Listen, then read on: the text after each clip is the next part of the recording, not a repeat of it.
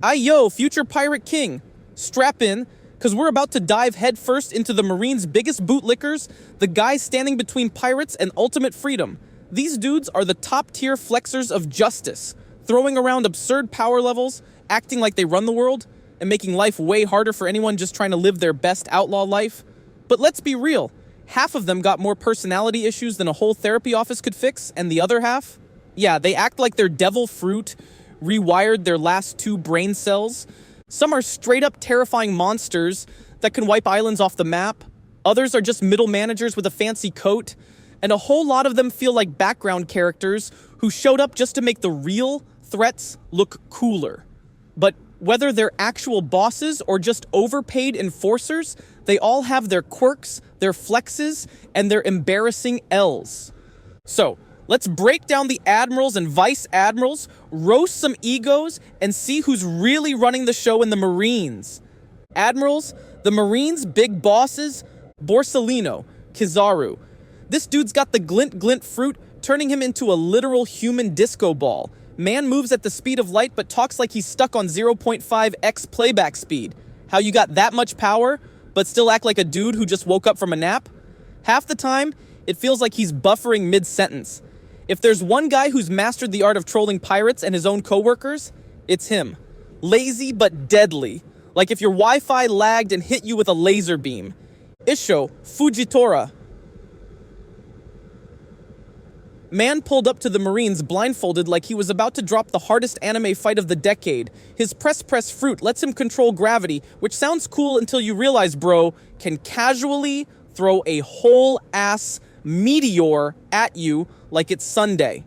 This is the guy the Marines thought needed more power. Also, despite being blind, he sees through the Marines' shady business better than most. He's out here questioning authority while literally crushing enemies under his moral compass. Aramaki Ryokugyu, the eco-warrior with the forest fruit, aka Mother Nature's most aggressive fanboy. Bro walks around like he's photosynthesizing 25th of August and still has time to be mad about it. He can sprout entire forests, drain nutrients from people, and basically turn anywhere into his personal jungle gym. Too bad he showed up late to the story just to get clowned immediately. Man really thought he was that guy until Shanks told him to sit down from miles away. That's the Marines' top dogs, strong as hell, weird as hell, and probably one breakdown away from needing a full-time therapist. But don't get too comfy, because we still gotta dive into the Vice Admirals. Spoiler alert, some of these guys are just as unhinged, just with less firepower and way more middle management energy. Now we're diving into the Vice Admirals. There's a ton of these guys, and they're basically the Marines' workhorses. They handle the dirty work while the Admirals stand around looking cool and dropping one-liners. Some of them are straight-up monsters, others are just filling a quota, and a whole lot of them feel like glorified NPCs. But hey, there are some legends in the mix, so let's break them down. Vice Admirals, the Marines' middle managers who think they're big bosses, Monkey D. Garp, Luffy's grandpa, Marine legend, and the only guy who treats promotions like spam emails. Seriously, man's been offered Admiral status multiple times and just said, nah, I'm good. Instead of chasing clout, he spends his time throwing cannonballs like baseballs and punching people so hard they start reconsidering their life choices. He also somehow raised the future pirate king while still working for the government. Family dinners must be a wild mix of bounty updates and violent affection. Tsuru, the grandma you do not want to cross. She's been in the game longer than some islands have existed, and she's got the wash fruit, which sounds like a joke until you realize she can literally wring you out like laundry. She's basically the Marine HQ's built-in cleaning service and a nightmare for pirates who don't want to get air-dried mid-fight. Bet she keeps the Marine base spotless, and if she ever gives you a scolding, you listen. John Giant, my guy took go big or go home way too literally. He's the first giant to become a Marine officer, which is cool, but the real question is, how does he even fit inside Marine HQ? Bet his daily struggle isn't fighting pirates, but hitting his head on every damn doorway. Despite his massive presence, literally, he barely gets any screen time. Feels like Oda just put him there for decoration at this point. Komil? Who? No, seriously, who is this guy? Oda threw him in, gave him a rank, and then dipped. Man's so under the radar, even the radar's confused. If there was a Vice Admiral attendance sheet, his name would just say, who? Bet. Half the Marines don't even know he works there. Mamanga. The definition of no distractions, only grind. This dude literally stabbed his own hand to resist a mermaid's charm. Bro saw Boa Hancock's power and said, not today, Satan. Talk about commitment. Or maybe he just really hates seafood. Either way, man's got some serious willpower and is one of the few Vice Admirals who actually gets stuff done. Respect. Onigumo. This guy looked at his devil fruit powers and said, yeah, let's make it even creepier. Not only does he have spider legs growing out of his hair, seriously, why? But he's also rocking one of the worst justice complexes in the Marines. He's the type to snitch immediately if you take a 5-minute break. Also, imagine how long it takes to detangle that mess every morning. Probably has to fight his own hair just to get ready for work. Doberman. Man looks like he walked straight out of a grizzled war veteran starter pack. The scars, the attitude, the permanent scowl. This dude wants you to know he means business. But with a name like Doberman, you'd think he'd be fetching sticks, not delivering justice. Bet he barks orders literally. Probably the type to give you a 10-minute speech on absolute justice, while secretly hoping you'll just give up and turn yourself in. Strawberry, sweet name, sour personality. Seriously, who let this man walk around with that name while looking that intense? Also, those mutton chops, fashion statement, or a cry for help? Dude's got the kind of facial hair that makes you wonder if he lost a bet.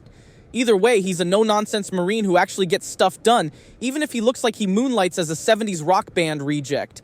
Yamakaji. Always smiling no matter what. Pirates getting bodied? Smiling. Marines getting clapped? Still smiling. Either this guy is way too chill, or he just straight up doesn't understand the gravity of the situation. Man's giving off, I'm just happy to be here energy, while chaos unfolds around him. Bet the other Vice Admirals are side-eyeing him, wondering if he's actually paying attention. Lacroix. Fancy name, fancy-sounding dude, but blink and you'll miss him. Maybe he's off somewhere sipping sparkling water while the real Marines handle business. Feels like the type of guy who corrects your pronunciation of his name mid-battle. Actually, it's Lacroix. Bro got the name of a noble, but the screen time of a side character nobody asked about. Lons. Another face in the Marine crowd. Seriously, where do they find these guys? At this point, I wouldn't be surprised if the world government just pulls random dudes off the street, slaps a uniform on them and says, congrats, you're a Vice Admiral now. If he's done anything important, no one remembers. Bet even his own troops struggle to pick him out of a lineup. Stainless? With a name like that, you'd think he'd be spotless, polished armor, high standards, maybe even an overachiever. Instead, he's got as much presence as a background extra in a crowd shot. Man's in the Marines.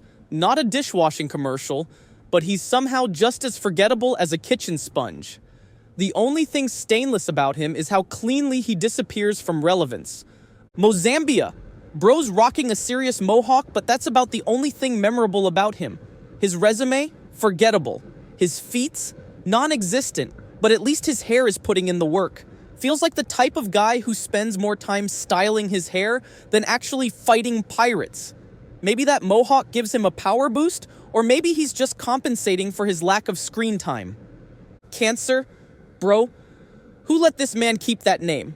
Out of all the things to be called, Cancer ain't it. Marines really out here naming their officers like tragic horoscope signs. Let's just hope his battle skills are healthier than his name suggests. Maybe he's strong, maybe he's not. We wouldn't know because he's barely done anything worth remembering. Dalmatian, half man, half dog, all confusion. My dude straight up went furry mode with a zone fruit and never looked back. Does he chase his own tail in his downtime? Does he bark orders literally? These are the real questions. On the plus side, at least he's one of the more unique Vice Admirals. On the downside, his whole thing kind of makes you wonder if the Marines are running out of serious candidates. Bastille? My guy walks around with a shark mask like he's in some deep-sea horror movie, but then he gets absolutely clowned by Sabo, who, let's be real, is just a guy in a bear hat. Like, bro, you're rocking the intimidation factor, but maybe try winning a fight before flexing the drip. Feels like the type to give long villain speeches just to get one shot before finishing his sentence. Priorities, man. Smoker. Now this is a Vice Admiral with some actual clout. My dude chain smokes like the concept of health doesn't exist and rocks the smoke fruit, making him one of the biggest marine threats in the early arcs. He's basically the Straw Hat's personal parole officer, always on Luffy's tail like it's his day job. Which, to be fair, it is. If the Marines had more guys like Smoker instead of the NPC squad, they might actually get somewhere. Maynard, bro pulled up to a pirate tournament thinking he was about to flex, only to get decked in one punch. 1. My guy was out faster than a filler episode. At this point, he might as well just stick to desk duty. At least, then, he won't be embarrassing himself in public. He's the kind of Marine who probably gets hyped about catching small-time crooks while the real fighters are out there clashing with Yonko. Momusagi, Gion, sword-wielding badass with a rose tattoo and the actual skill to back it up. She was this close to making Admiral but didn't quite cut it, probably because the Marines prefer their top dogs either ancient or insane. Still, she's out here doing more than half these other Vice Admirals who just stand around looking important. Keep swinging, Gion. Maybe next time they'll actually recognize real talent. Chatan Tokakake. Bro thinks he's the Riz Admiral of the Marines, always smooth-talking ladies like he's got something special going on. But let's be real, my guy. No amount of flirting is gonna get you a promotion. Also, that cleft chin? Massive. You could park a whole Marine battleship in there. Maybe he should focus less on pickup lines and more on actually getting some W's in battle. Hodatogisu. First off, who? Second off, bro's name literally means cuckoo. And that's about all we know about him. Fitting, because his relevance is about as fleeting as a bird call. No devil fruit flex, no major fights, just vibes. At this point, I wouldn't be surprised if Oda just made him up on the spot and forgot about him 5 minutes later. Draw. Another mystery, wrapped in an enigma? Or maybe just a whole lot of nothing. Seriously, bro's so deep in the shadows that even Google struggles to find receipts on him. Maybe he's an undercover agent, or maybe he's just underwhelming. Either way, his presence is about as impactful as a filler episode you skip. Nazuketagari. First of all, say that name 5 times fast. On second thought, don't. It sounds less like a Marine officer and more like a secret boss in a JRPG. No big feats, no iconic fights, just another name on the list. If he's done anything major, someone should really send out a memo because the audience sure missed it. Doll. You hear the name Doll, and you're expecting something soft, maybe even cute. Instead, you get a Vice Admiral who looks like she'd deck you for even thinking about slacking off. Talk about false advertising. She's got the serious Marine energy down. But unless she starts racking up some big wins, she's at risk of blending into the who's who of the Vice Admiral squad. Hound? Sounds like a dude who's out here sniffing out pirates like a bloodhound, right? Well, maybe. Or maybe he's just out here enjoying belly rubs instead of actually hunting pirates. Either way, this guy's name is way cooler than his resume. We've seen literally zero proof of him being a badass. Is he a dog who chases after criminals, or is he just the guy in the corner with a collar that nobody notices? Guillotine? Bro's name is literally Guillotine, which sounds sharp and deadly, right? But honestly, his presence is about as sharp as a butter knife. You'd think someone with that kind of name would be out here beheading villains left and right. But nope. His feats are about as dull as a cardboard cutout. Keep the name, buddy, but maybe pick up the pace in the actually doing something department. Red King? Sounds like someone who's ready to rule an entire kingdom with an iron fist, right? Too bad his reign seems to be limited to ruling over paperwork. Seriously, bro? With a name like that, you should be out here making power moves, not filling out TPS reports. Guess the Red King's crown must be made of red tape, because that's the only thing he's really ruling over. Tosa, yeah, that's the name. Another random guy on the list who's apparently a Vice Admiral, but does anyone actually know anything about him? Nope. Zero screen time, zero notable moments, just a name that blends into the Marine roster. Honestly, if we blinked, we'd probably miss him. Moving on, Pomsky. Sounds like a designer dog breed you'd find in some overpriced pet store, right?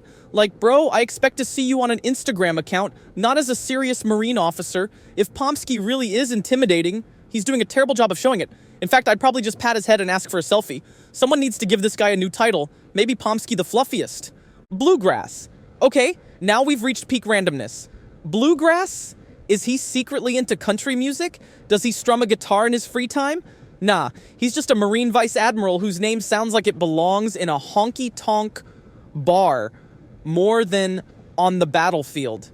If he's not out there picking some banjo, he's probably just chilling, adding bluegrass to his list of things that have nothing to do with actual bluegrass. And just when you thought we were done, there's one more Vice Admiral ready to grace us with their unique vibe. Some of these guys could have been more, but here they are, part of the Marine roster, whether we like it or not. We've gone through a lot of Vice Admirals, and at this point, I'm convinced half these dudes just show up for the Marine paycheck and bounce.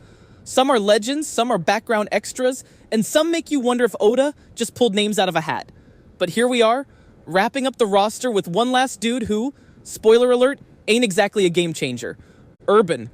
With a name like Urban, you'd think this guy's out here setting trends, bringing some hip energy to the Marines, maybe rolling up with a custom coat and some fresh sneakers. Wrong. This dude's as basic as white rice. No flavor, no sauce, just another standard issue Marine who probably blends into the background so hard even his own squad forgets he exists. Imagine a guy named Urban who's got zero street cred. Kinda tragic. My guy isn't out here enforcing justice. He's just enforcing Marine dress code violations. Bet if you ask him about his biggest battle, he'd tell you about the time he filed paperwork real fast. And there you have it. The Marines' so-called finest. From the big shots who shake the world to the dudes who probably get lost on their way to meetings.